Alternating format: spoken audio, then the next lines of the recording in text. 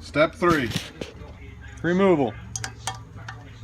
I always like to tighten it first, then back it on out.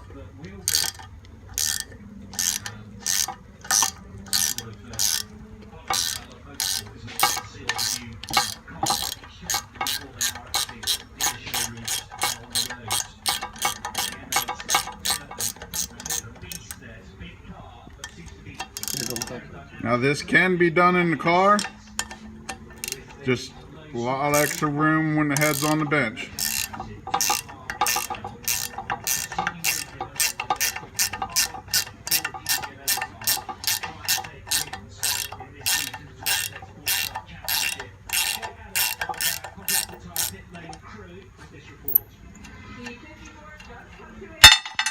Now you turn in a stud back into a bolt.